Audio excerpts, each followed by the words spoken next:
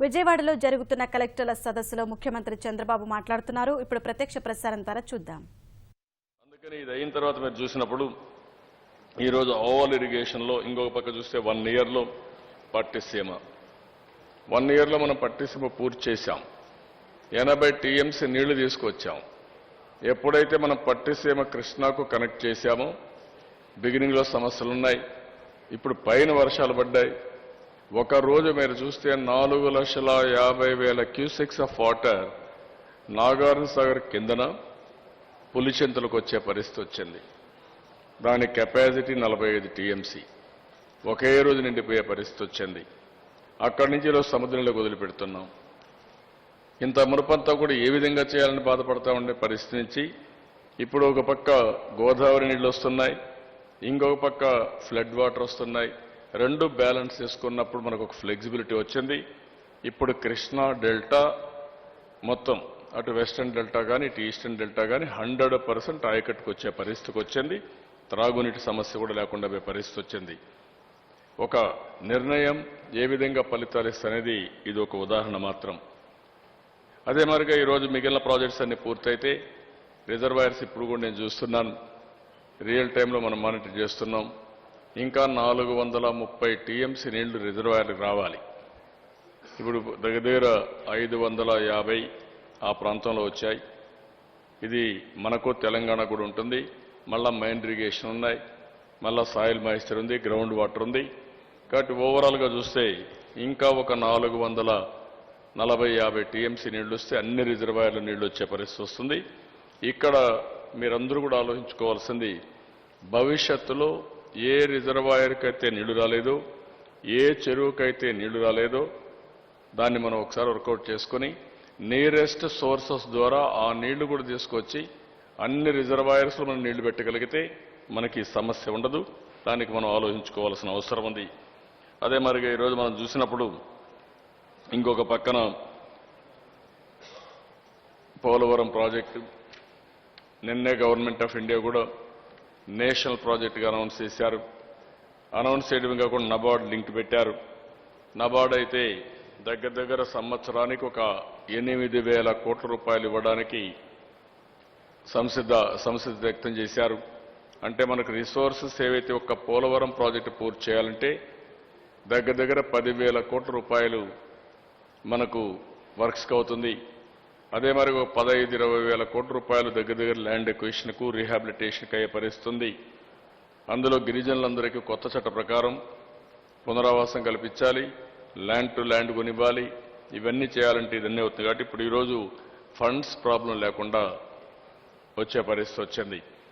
ఒకసారి funds problem లేనప్పుడు ఇంకోన్లీ management execution capabilities. నేను అందుకనే ఎవ్రీ వీక్ మండే పోలవరం డేగా పెట్టుకున్నాను.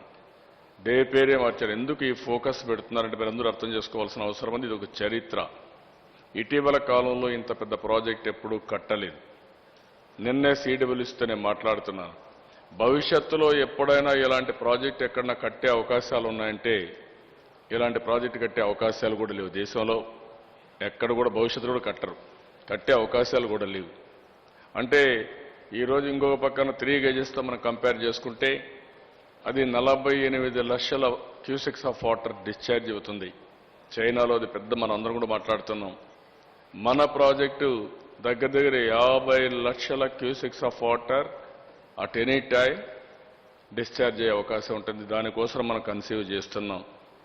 స్పిల్వే, లాంగెస్ట్ స్పిల్వే, ఒక ఫారెస్ట్, ఒక ఏరియా ఒక కొండంతా కూడా తీసి ఆ కొండంతా అక్కడి నుంచి స్పిల్వే మనం తయారు చేసే పరిస్థితికి వస్తున్నాం. ఫోర్స్ కూడా చూస్తే విపరీతమైన ఫోర్స్ వస్తుంది. అందుకనే ఈరోజు డయాఫామ్ వాల్ దగ్గర నుంచి ప్రాజెక్టు దగ్గర నుంచి అన్ని జాగ్రత్తలు తీసుకుంటున్నాం. అన్ని ఏజెన్సీస్ని పెట్టాం. అదే మరి every month 1 day Monday real inspection పోతున్నాం. ఎవ్రీ మండే వర్చువల్ ఇన్స్పెక్షన్ చేస్తున్నాం. Now it is a reality. Project will be completed by 2018 end. ఇందులో మళ్ళీ 960 మెగావాట్ల పవర్ కూడా వచ్చే అవకాశం ఉంది. దానికి కూడా మనం వర్కౌట్ చేసుకుంటున్నాం. అది కూడా 2018కి పూర్తి చేయాలని చెప్పి కూడా పెట్టుకున్నాం. ఇవి రెండు వచ్చినప్పుడు ఇంకా రాష్ట్రంలో కరువుకు చెక్ పెట్టే పరిస్థితి వస్తుంది. దీనికి కావలసిన కాలువలు కానీ ఇవన్నీ కూడా మనం పూర్తి చేసుకోగలిగితే, అందుకే పోయిన సంవత్సరం పట్టిసీమ ద్వారా గోదావరి కృష్ణ కలిపాం. ఇప్పటి నుంచే మనం మళ్ళీ వర్క్ చేయమన్నాం. ఇక్కడి నుంచి గోదావరి కృష్ణ పెన్నా ఈ 3 నదులు కలపగలిగితే, కాస్ట్ ఎఫెక్టివ్గా కలపగలిగితే దెన్ కరువు అనేది మనకు చాలా కంట్రోల్ చేసినట్టు అవుతుంది.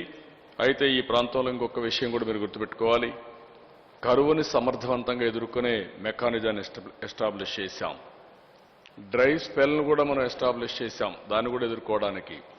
అయితే మనకు ఉండే సమస్య సైక్లోన్స్, తుఫాన్లు ఉంటాయి. అదే మరిగా అధిక వర్షాలు ఉంటాయి, ఫ్లడ్స్ ఉంటాయి. ఈ విషయంలో ఇది మనం అందరం కూడా ఎన్ని ఆలోచించినా దీన్ని సమర్థవంతంగా ఎదుర్కోవడం తప్ప, ఒకటి ప్రివెంటివ్గా చేయడం, రెండోది వచ్చిన తర్వాత ఏ విధంగా దాన్ని సమర్థవంతంగా పనిచేసి ప్రజలకు కష్టాలు తప్పించడం తప్ప ఇంకొక మార్గం లేదు. దానికి కూడా మనం వర్కౌట్ చేసుకొని ముందుకు పోవాల్సిన అవసరం ఉంది. లాస్ట్ ఇయర్ మనకు హుద్హుద్ సైక్లోన్ వచ్చింది.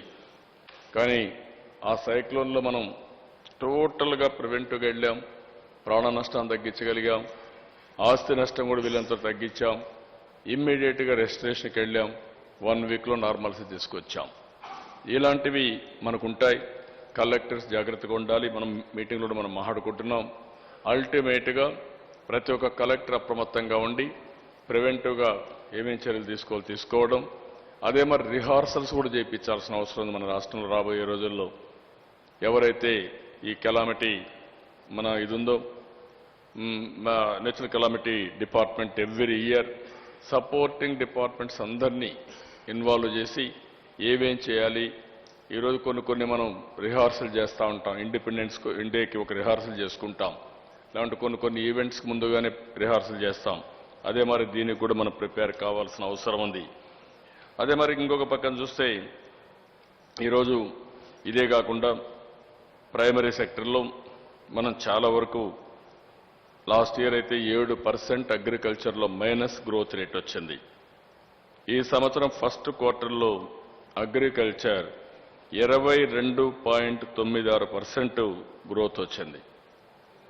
మన టార్గెట్ పెట్టుకున్నది 14.45 పెట్టుకుంటే 22.96% వచ్చింది. ఫిషరీస్ అయితే 15.45 పెట్టుకుంటే 34.14 వచ్చింది. అంటే డబల్, ఆల్మోస్ట్ ఆల్ డబుల్ పైన వచ్చింది. అదే మరి లైవ్ స్టాక్ అనుకున్నంత రాలేకపోయాం. 13.98 పెట్టుకుంటే 14.67 వచ్చింది. నేను ఇవన్నీ కూడా మీకు నెక్స్ట్ ఎక్కడెక్కడికి వస్తాయో అప్పుడు మనం మాట్లాడుకుంటాం.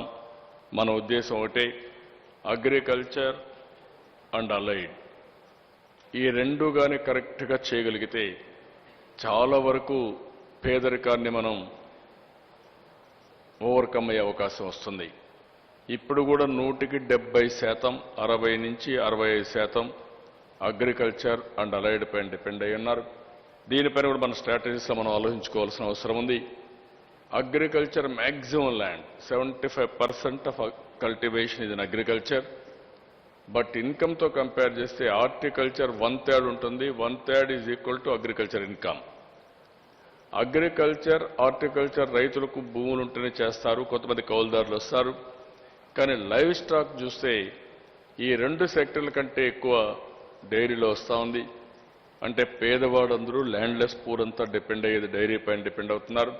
లైవ్లీహుడ్ ఉంది, కొంత స్టెబిలిటీ వస్తుంది, దీనిపైన కాన్సన్ట్రేట్ చేయాలి.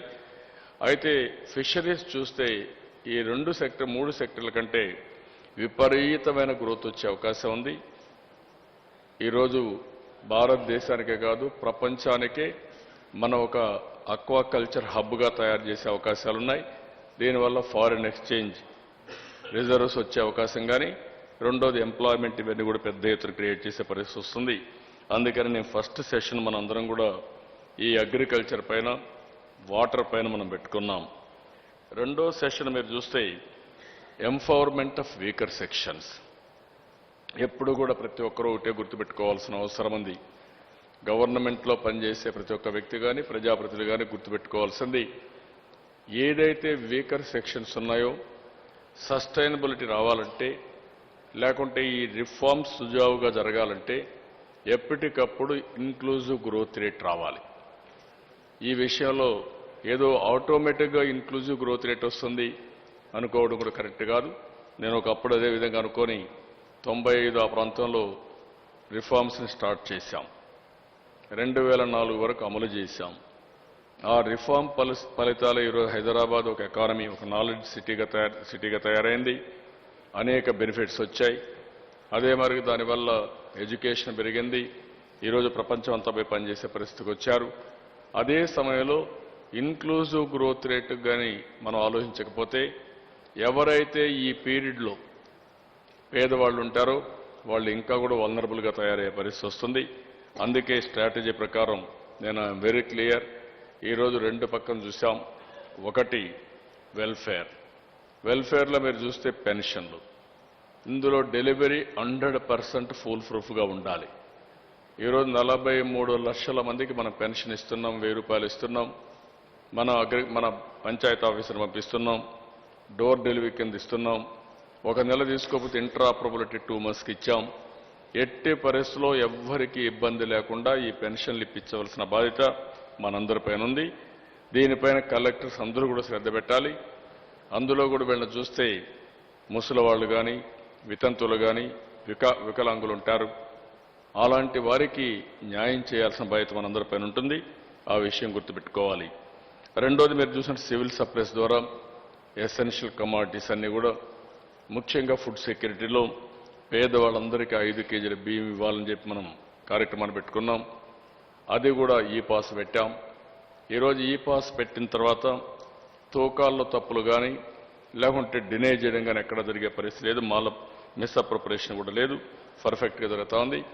దీన్ని ఇంకా పగడ్బందీగా ఎక్కడైనా ఈ సర్వీసెస్ ఇచ్చినప్పుడు డిలే చేయడం కానీ లేకుంటే కొంతవరకు ఆ షాపులు పెట్టకుండా పోవడం కానీ, ఓసారి కావాలని దాన్ని కూడా ఓవర్కమ్ కావడానికి ఈ పాస్ పెట్టినా కొంతమంది తెలివితో దాన్ని ఓవర్కమ్ కావడానికి ఏమైనా ఫ్రాడ్ చేస్తే అవి ఎట్ట కంట్రోల్ చేయాలనేది కానీ ఇవన్నిటి కూడా వర్కౌట్ చేయాల్సిన అవసరం ఉంది. అదే మరికి ఈ నెలలోనే చంద్రన్న బీమా పథకాన్ని తీసుకొచ్చాం. అక్టోబర్ 2వ తారీఖున లాంచ్ చేస్తున్నాం. All collectors has to take interest, all ministers has to take interest. ఇది ఒక వినూత్నమైన కార్యక్రమం. ఫస్ట్ టైం అసంఘటిత కార్మికులు 2 కోట్ల మందికి దగ్గర మనం 5 లక్షల రూపాయలు బీమా ఇస్తున్నాం. యాక్సిడెంట్తో చనిపోతే 5 లక్షలు, పూర్తిగా వికలాంగులైతే 5 లక్షలు, పాక్షికంగా వికలాంగులైతే 3,72,000. అదే మరి ఇంకొక పక్కన ఎవరైనా సహజ మరణం అయితే 30,000. అదే మరి చదువుకు 1,200 రూపాయల చొప్పున ఇద్దరికి స్కాలర్షిప్లు ఇవ్వడం ఇది ఇస్తున్నాం. దీన్ని ఎంత పక్కాగా మీరు తీసుకుపోగలిగితే అంత ఇంపాక్ట్ వస్తుంది. ఈ విషయంలో కూడా మీరు గుర్తుపెట్టుకోవాల్సిన అవసరం ఉంది. ఇంకొక పక్కన స్కాలర్షిప్లు మనం ఎస్సీ, ఎస్టీ, అదే మరి బీసీలకు, మైనారిటీలకు అందరికీ కూడా వీకర్ సెక్షన్స్కి, ఇంకొక పక్కన అగ్రవర్ణాల్లో కూడా పేదవాళ్ళకు స్కాలర్షిప్లు ఇస్తున్నాం. ఇవన్నీ కూడా ఒకప్పుడు 3 నెలలకు ఒకసారి, ఓసారి ఇయర్స్ టుగెదర్గా ఇయర్ చదువుకొని వెళ్తే నెక్స్ట్ ఇయర్కి వచ్చేది. ఈరోజు మనం మంత్లీ పెట్టాం. ఎట్టి పరిస్థితిలో ఏ మంత్కు ఆ మంత్లో స్కాలర్షిప్ వెళ్ళాలి. అది కూడా ఎక్కడా ఫ్రాడ్ జరగడానికి వీల్లేదు. ఎడ్యుకేషన్కి స్కాలర్షిప్ లింక్ చేయాలి. ఈ పర్ఫెక్ట్గా వెళ్లాల్సిన అవసరం ఉందని చెప్పి కూడా నేను మీకు తెలియజేస్తున్నాను. ఇంకొక పక్కన SC corporation, ST corporation, BC corporation, అదే మరి కాపు కార్పొరేషన్ కానీ, మైనారిటీ కార్పొరేషన్ కానీ, క్రిస్టియన్ మైనారిటీ కార్పొరేషన్ కానీ, బ్రాహ్మణ్ కార్పొరేషన్, ఈ డిపార్ట్మెంట్స్ అన్నీ ఉన్నాయి. ఇక్కడ సబ్ ప్లాన్స్ పెట్టాం, నిధులు కేటాయించాం. ఒక పక్కన వాళ్ళకు కావాల్సినటువంటి వెల్ఫేర్ డబ్బులు ఖర్చు పెట్టిన తర్వాత మిగిలిన డబ్బులు సస్టైనబుల్ ఎకానమీకి, ప్రతి ఒక్క కుటుంబం, పేద కుటుంబం 10,000 రూపాయల ఆదాయం రావడానికి ఏం చేయాలో మనం చేయాలని చెప్పి అనుకుంటున్నాం. ఈ విషయం కూడా మీరు గుర్తుపెట్టుకోవాల్సిన అవసరం ఉంది. దీనికి ఒక కమిటీ కూడా వేశాం. రావత్ ఆ కమిటీలో కూడా వర్కౌట్ చేశాడు. అవి చేసిన తర్వాత మెజర్ కూడా చేయాలి, మానిటర్ కూడా చేయాలి. ఎక్కడ కూడా ఫ్రాడ్ లేకుండా అల్టిమేట్గా మనం అనుకున్న ఆబ్జెక్టివ్ నెరవేర్చడానికి మనం ముందుకు పోవాల్సిన అవసరం ఉంది. ఇంకో పక్క డాక్రా, దీన్ని కూడా పెద్ద ఎత్తున మనం తీసుకున్నాం. పోయిన సంవత్సరం 3,000 రూపాయలు వారికి క్యాపిటల్ సబ్సిడీ కింద ఇచ్చాం, పెట్టుబడి నిధి కింద ఇచ్చాం, వడ్డీ కూడా మాఫీ చేశాం. నెక్స్ట్ మంత్లో ఇంకొక 3,000 రూపాయలు ఇస్తున్నాం, ఆ ఫ్లెక్సిబిలిటీ కూడా ఇస్తున్నాం. ఒకవేళ కానీ వాళ్ళు ఏదైనా ఇబ్బందుల్లో ఉంటే వాళ్ళు సొంతానికి కూడా వాడుకున్నట్టుగా, లేకపోతే పెట్టుబడి కింద పెట్టుకున్నట్టుగా వాళ్ళకి ఛాయిస్ ఇచ్చి అది కూడా రిలీజ్ చేస్తాం. దీనికి కూడా మనం ప్లాన్ చేయాల్సిన అవసరం ఉంది. మనం ప్లాన్ చేసి సిస్టమేటిక్గా మొన్న ఏ విధంగా అయితే రైతులకు ఇచ్చిన డబ్బులు విలేజ్ టు విలేజ్ వెళ్ళాం, మంచి ఫలితాలు వచ్చాయి. ఈరోజు ఒక మాటలో చెప్పాలంటే 24,000 కోట్ల రూపాయలు రైతు రుణ విముక్తి చేశాం. ఫేజ్ 1, ఫేజ్ 2 మొత్తం కంప్లీట్ చేశాం. 11,500 కోట్ల రూపాయలు మనం కంప్లీట్ చేశాం. మిగిలిన దానికి సర్టిఫికెట్లు ఇచ్చాం. ఇప్పుడు ఎవ్వరికి ఎక్కడ కన్ఫ్యూజన్ లేదు. సంవత్సరం ఎంత వస్తుంది, ఎక్కడ తీసుకోవచ్చు అనేది కూడా క్లారిటీ ఇచ్చాం. అదేవిధంగా డాక్రా ఉమెన్కి కూడా will give clarity. Second installment next మంత్లో మనం ఇవ్వబోతున్నాం. అదే మరి ఇంకొక పక్కన చూస్తే ప్రత్యేకంగా ఉమెన్ అండ్ చైల్డ్ వెల్ఫేర్, ఇక్కడ malnutrition, MMR problems, IMR, ఇవన్నీ చాలా ప్రాబ్లమ్స్ వస్తున్నాయి. దీన్ని కూడా మనం ఓవర్కమ్ కావాల్సిన అవసరం ఉంది. నేను అందుకనే చాలా స్పష్టంగా ఏవైతే అంగన్వాడీలు ఉన్నాయో వారి జీతాలు పెంచాం, వారిని కూడా ఇంకా స్ట్రీమ్ లైన్ చేసుకుంటున్నాం. టెక్నాలజీ ఉపయోగించి మనం ఏ విధంగా ముందుకు పోవడం కోసం ఈరోజు ఇది కూడా స్ట్రీమ్ లైన్ చేసుకోవాల్సిన అవసరం ఉంది. ఇంకో పక్కన మీరు చూస్తే హౌసింగ్ కూడా మొన్నే 2 లక్షల ఇండ్లు మనం శాంక్షన్ చేశాం ఎన్టీఆర్ హౌసింగ్ కింద. ఇంకో పక్క 50,000 ఇండ్లు సెంట్రల్ గవర్నమెంట్ ఇచ్చే ఇండ్లు కూడా ఉంటాయి. ఇది కాకుండా 2 lakh హౌసెస్ని మనం అర్బన్ హౌసింగ్ కూడా తీసుకున్నాం. అందులో కూడా ఇండివిజువల్ హౌసెస్ ఏవైతే ఉన్నాయో దానికి కూడా మనం ప్రాధాన్యత ఇచ్చి ఒక 55,000, 60,000 ఇండ్లు ఇండివిజువల్ హౌసెస్ ఇచ్చాం. ఇంకా మిగిలినటువంటి 1,11,000, 1,20,000 ఇండ్లు గ్రూప్ హౌసెస్ కింద ఏ విధంగా చేయాలో దాంట్లో 2 విధాలుగా ఆలోచించాం. ఒకటి, గ్రూప్ హౌసెస్ తీసుకున్నప్పుడు మనం 1.5 లక్ష మనం కానీ గవర్నమెంట్ ఆఫ్ ఇండియా ఇచ్చే 1.5 lakh తీసుకొని 3 లక్షలు మన పొలం ఉంటే, మన భూమి ఉంటే ఆ భూమిని ఇస్తున్నాం. మన భూమి లేకపోయినా 1,50,000 గవర్నమెంట్ ఆఫ్ ఇండియా, 1,50,000 మనం ప్రైవేట్ వాళ్ళు కట్టినా వాళ్ళని కూడా ఇన్వైట్ చేసి వాళ్ళకి సబ్సిడీ ఇచ్చి మనం ఎన్ని హౌసెస్ కావాలనుకున్న హౌసెస్ మనం తీసుకుంటున్నాం. ఎక్కడికక్కడ మనం ఆలోచించేది ఏంటంటే ఎప్పుడు కూడా వీకర్ సెక్షన్గా ఐసోలేట్గా పెడితే శాశ్వతంగా వీకర్ సెక్షన్స్గా ఉండిపోయే పరిస్థితి వస్తుంది. అట్లా కాకుండా మిక్స్ అవ్వాల్సిన అవసరం ఉంది. దీనివల్ల కామన్ ఇన్ఫ్రాస్ట్రక్చర్ వస్తుంది, కామన్ ఎకనామిక్ యాక్టివిటీస్ వస్తాయి, దానివల్ల ఈజీ అవుతుంది. దానికి కూడా మనం ప్రాధాన్యత ఇచ్చాం. 3వ ప్రోగ్రాం మీరు ఆలోచిస్తే అర్బన్ ఏరియాలో హౌసింగ్ కట్టుకుంటే వీకర్ సెక్షన్ సంబంధించిన హౌసెస్ కట్టగలిగితే అది రేట్ ఆఫ్ ఇంట్రెస్ట్ సబ్వెన్షన్ ఇస్తున్నారు. దానివల్ల కూడా 2.3 లక్షల రూపాయలు ఆటోమేటిక్గా ఆఫ్ రెంట్ సబ్సిడీ ఇస్తారు. దీన్ని కూడా మీరు తీసుకొని ముందుకు పోవాల్సిన అవసరం ఉంది. దానికి లిమిటేషన్స్ లేవు. ఎలిజిబిలిటీ ఎంతమంది ఉంటే అంతమందికి వచ్చే అవకాశం ఉంటుంది. ఈ విషయం మీరు గుర్తుపెట్టుకోవాల్సిన అవసరం ఉంది. మిగిలిన డీటెయిల్స్ అన్ని కూడా మనం మాట్లాడుకుంటాం. ఇది ఫస్ట్ ఈ రోజంతా కూడా మీకంతా కూడా మీరు చూస్తే దీనికి ఎక్కువ ప్రాధాన్యత ఇచ్చాం.